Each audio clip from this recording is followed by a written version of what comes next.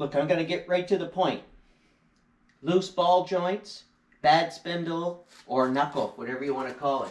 Jack your machine up. If your wheel wobbles, chances are you've got bad ball joints. They're loose in the spindle or knuckle. You could get killed driving a vehicle like that. I'm going to show you how to fix it, but there's a disclaimer that I got to give you. I did it. It worked for me. What you do with your machine is your responsibility. Okay, let's get at it.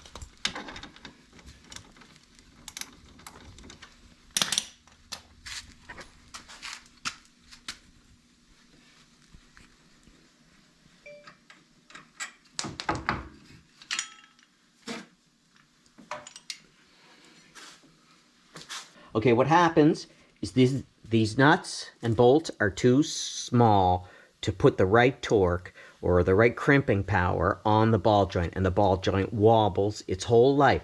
It can be the upper one, it can be the lower one. Some people say shim it. No, don't shim it. Do it right. They're too small to start with. If you want to make this machine safe, we got to have something bigger in there than those little guys.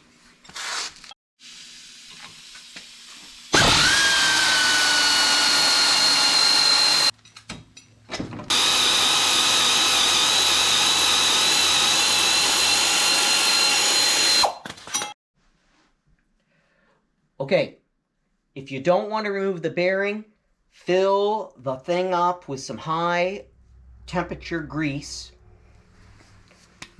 so that your filings don't get inside the bearing. Fill it right up. You can wipe it out later. All right? Now, lock her in a vise.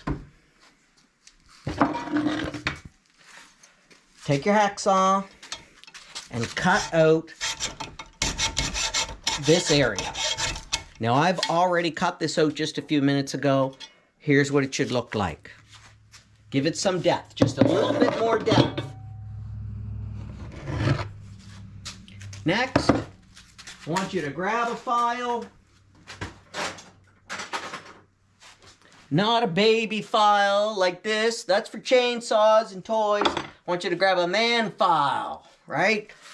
And inside here, you'll see where the flopping around bearing left a crease inside this hole.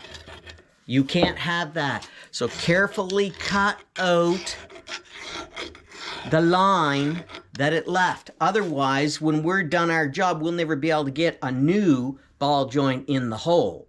So you got to make this smooth, right? Doesn't matter how loose it is. We just got to get rid of that line in there that's going to make it hard.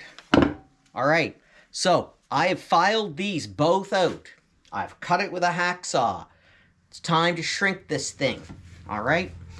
Little bolts aren't going to shrink it. Bring it over. Lock it in your vise. You guys aren't going to believe how good this all works. This is only first part of it. lock it in the vise. All right, now this vise honestly will not pinch that yet. So we're gonna put some heat to it. I want you to heat this thing up. You don't have to get too hot. As you can tell that things are working when you can close that gap a little bit.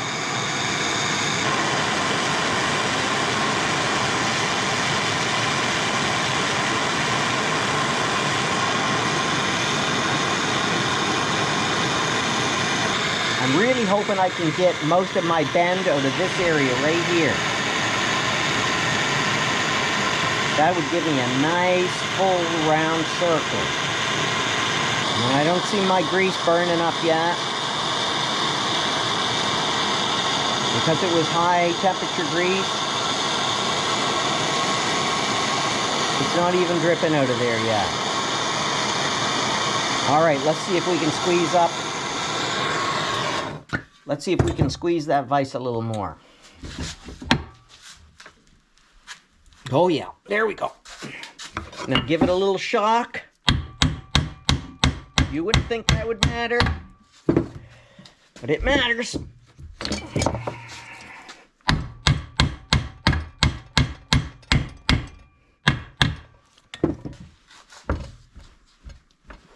And I guarantee you, that's tight now.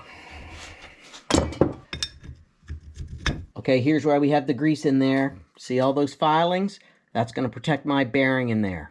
All right, now let's go over to the drill press. This is a 3/8 bit.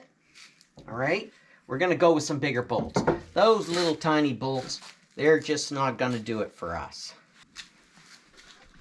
This is no special drill press.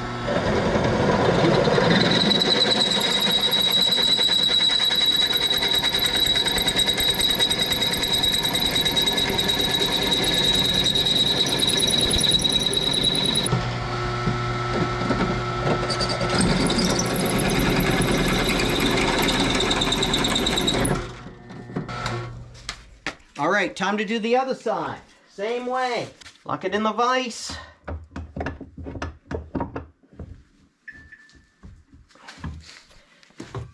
Heat it up with the torch.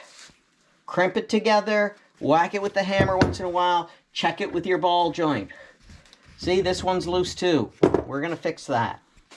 Now wipe your grease out. Be very careful not to get any of those filings in there. They'll certainly shorten the life of your machine if you do. All right, now comes the real cool thing. I'm thinking bolts. What do I use for bolts? Hold on. Okay. These are what you're trusting your life in, holding those ball joints in place. And how many threads could possibly be there? How much clamping power is that gonna have to squeeze this together? Forget it.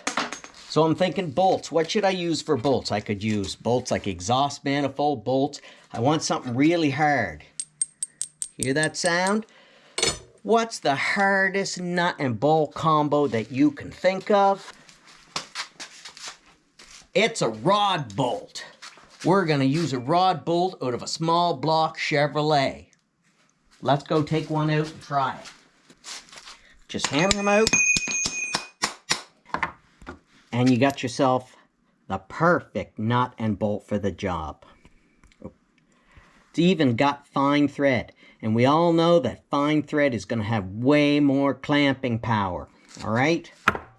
Let's clean these up. Make sure they fit in the holes. Oh, isn't that perfect?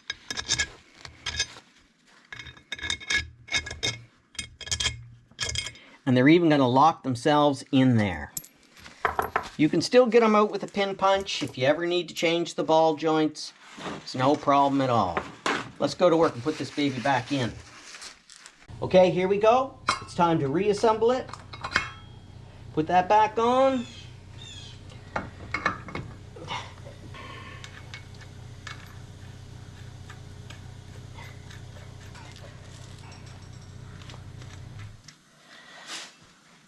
And there's many different ways to put the bottom ball joint in.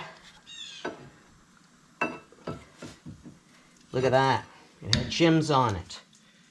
Looks like beer can. We don't need that anymore. All right. You can edit now. Okay, here's something I want to show you.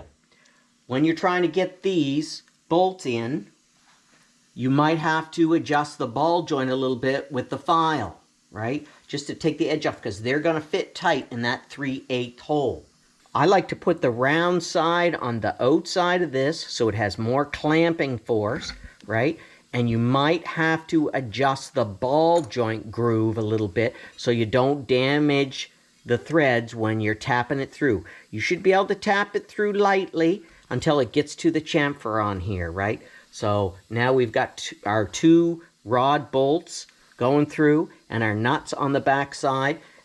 Make sure that you sink the heads. And if you ever have a problem, you'll be able to get them out again. Don't worry, you'll be able to put a pin punch through and pound them right out. There'll be no problem at all. And then tighten up your nuts on the other side, right? Once your nuts are tight on the other side, make sure with a big punch and a pin that you whack those again, tighten those nuts, whack that again, tighten those nuts, put the machine back together. Look. There is no movement in that anymore. That isn't going anywhere. And can you imagine the difference in the clamping power between this little guy here and this big guy here? Yeah, fine thread instead of coarse thread. It's just awesome. Thank you very much, and I hope it was handy for you and it saves you a lot of money. Don't go to eBay and buy new spindles, because that's why they're probably on the bay. All right? Have a good one, and if you liked it, you can always hit like. No sense in subscribing, because there's probably not going to be a lot more unless I get a ton of likes. Thank you!